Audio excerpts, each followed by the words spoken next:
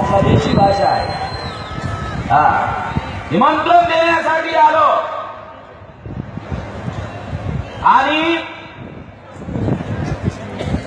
त्याबद्दल त्या 21ला जो महामोर्चा निघत आहे त्याची तयारी करण्यासाठी, रंगीत तालीम करण्यासाठी हे जिल्ह्यामध्ये मोर्चे आयोजित केले जात आहेत।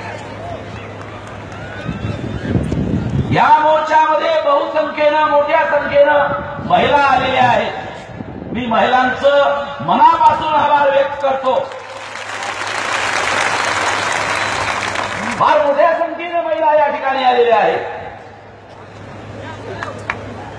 आणि हा जो बहुजन क्रांती मोर्चा आणि मोर्चे संपूर्ण महाराष्ट्रभर निघत आहेत, ते का निघत आहेत त्याची पार्श्वभूमी तुम्हाला समजून सांगणं फार आवश्यक आहे।